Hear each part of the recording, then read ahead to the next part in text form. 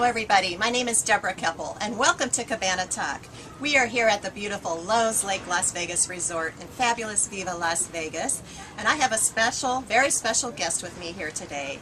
I have Mr. Tony Rubleski. He is author of several books, including this one. It's a Mind Capture series, and this particular book focuses on time of great economic changes. And we're going to be talking to Tony about how we can turn things around by positive thinking.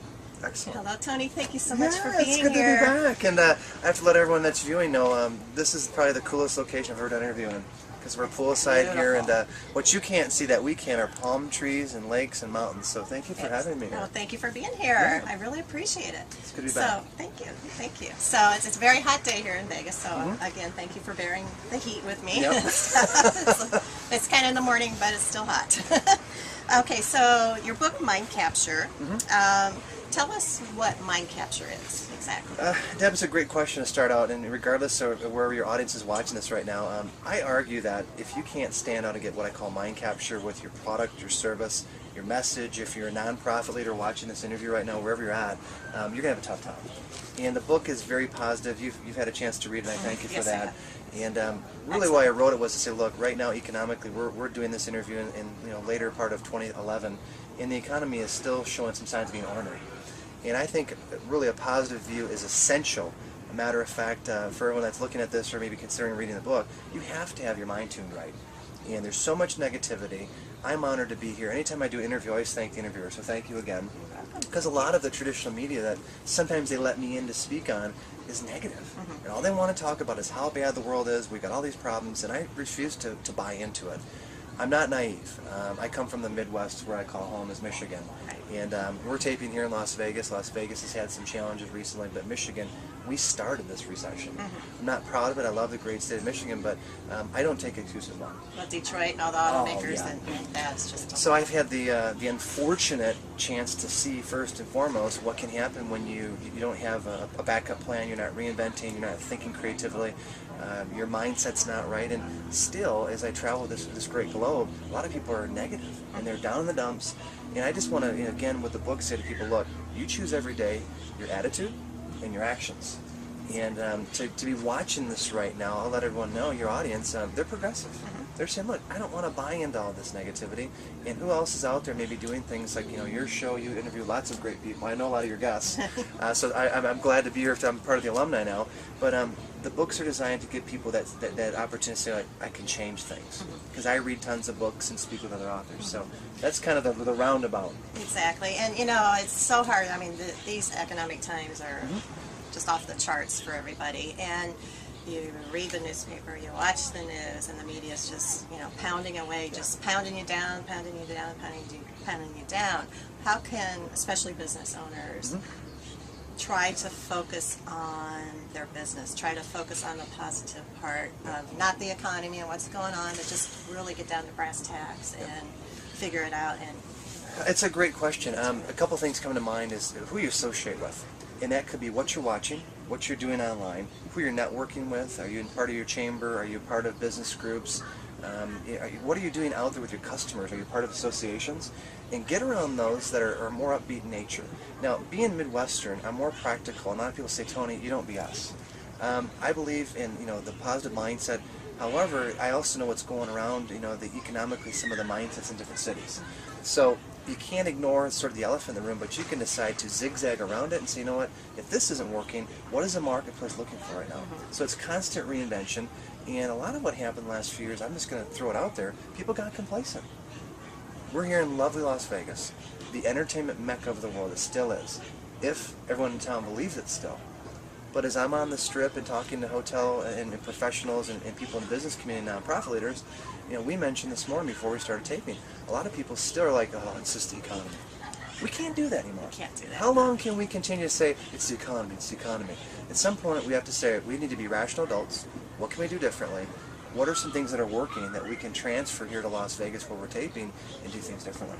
Plus, it's all about taking responsibility for your own actions first and foremost. And we do control our thoughts. Yeah. So, if you can figure it out and get past the negativity and just think positive. And I think a part of it too is just believing in yourself too. I know you talk about a lot about that in The this book, mindset's too. critical. The mindset, believing again in yourself. Yeah, you know, profits may be down and things like that because of everything else that's happening. But so how can people really believe in themselves and really get into going back to when they first started a business and started there? You know, it's. I'd like to think, you know, with what I share in here is a lot of sharing from other people that taught me. So there's lots of great books. I mentioned a second ago people, who you associate with. If you're around negative people, I hate to say this, I'm going to look right in the camera now, you have to maybe let some of them go. And if they're bringing you down all the time and that's affecting you, you've got to watch that mental space. In addition, again, I mentioned, you know, what you're watching, what you're reading. I will often tell clients you need to take what I call a timeout with your TV. Shut it off. You know, give yourself 2 or 3 hours in the morning, maybe don't check your email, shut it down. And the world seems to continue even though we don't check it all the time. I noticed this. So, you know, make sure you invest in your mind. It's a quote from Ben Franklin, because it's something that no one can take away from you. And we've got so much media. I want to share with the audience here, researching these books. We're hit with 3,000 to 4,000 messages per day in North America. So if you're watching this in Canada or maybe in Mexico City, that's about the average North American is getting hit with all this media. On top of that, I talked to top psychologists, we're hit with 50,000 plus self-talk conversations per day in our mind. It's our self-talk. That's true. And most of it, 80 to 90% statistically, is negative unless you change it. So I've had to go through a real quantum shift coming out of the Midwest where a lot of people are like, oh my God, it's horrible here. I just say, you know, I got to go somewhere else. Yes. Let's change the subject, or I need to move away from that person. And I don't want them to think I'm rude or I'm not, you know, I'm living in Pollyanna land, but you do control the attitude first and the actions you take to change your business or market your idea. Exactly. So, Exactly. good true. questions. Thank You're you. making me think this morning. Well, thank you. I know you talk about the positive thinking, but you also address option-based thinking in this book. What exactly is that, and what are your tips for that? You know, option-based thinking is to always have what I call a plan B and a plan C within your business or your life. Life is not scripted. You can quote me on that. Things change. You think you've got the perfectly laid plan, all of a sudden, boom, something comes and you can't control. You can try to say, I can control my destiny, I want, but life does come crashing in. But when you have options, let me give you an example. Ford Motor Corporation. The big three, 2 of them took a bailout back in 08. GM and Chrysler. Ford didn't. Now Ford, if you do history, and I'm not a pitch man for Ford, if you know Bill Ford, tell him I'm looking for my royalty check. But it's a great case study that Ford, about a decade ago, said, we need to rethink this thing. When times were good, they started investing in hybrids, electric vehicles. They brought a new management outside of Detroit, non-automotive, that said, let's imagine this company 5, 10 years later. And when you look at that, it's not a knock on GM or Chrysler. I have family that work for GM. But they waited too long. They didn't have any options, and they waited till everything kind of hit the fan, and Ford was years ahead of them. They were thinking of other options. What are new technologies? What are some changes or potential dangers that could come up? And they're making profits. They took no bailout dollars, and it's not to say that GM and Chrysler aren't going to do well again. We hope they do.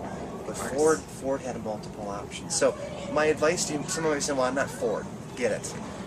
You may be a small business, you're a nonprofit leader, you're maybe thinking about starting a business, you're checking out this video. What I'm going to say is, talk to people that have been down the path and find out what are maybe 3, 4 ways they built their business, or what happens if this doesn't work, I've got this option or that option. So. Here we are in Las Vegas, and again, everything's entertainment based, and so many people, the people working in the casinos and that have lost their jobs. Vegas is coming back. Any suggestions, though, for not just the business owners, but the people in that industry to, work with their company and try to figure out? I mean, again, it does start with your own thinking and your own thoughts, but, is there just anything that it's a great question, and I'm very respectful that, in Michigan, I've seen neighbors lose their homes, I've seen neighbors lose their jobs. I'm aware of the economic reality. What I've seen people that have kind of rebounded or sort of resurrected themselves is they're not waiting around. They're like not going to wait a year before they go and maybe apply for a job. Right. They're proactive. Many of them are going back to school. Many of them are starting to read books. They go to seminars. They join their Chamber of Commerce. They get into action. They aren't waiting around, and it's very easy. Again, it goes back to who you run with. If their friends and neighbors, or really their closest friends, are out of work, then that negative thinking starts to creep in. Well, it's just bad anyway. We should get out of here. Well, that to me is a cop-out. And at some point, when we become adults, we have to accept responsibility. And you kind of alluded to it earlier. The challenge is right now is we're all going to have to work a little harder. We're going to have to roll our sleeves up here. And I've got a long sleeve shirt out in the desert. What was I thinking? There we go. So, you know, if you look at a Sun visual, protection there. yeah, you have to roll your sleeves up. And you're going to have to be more persistent.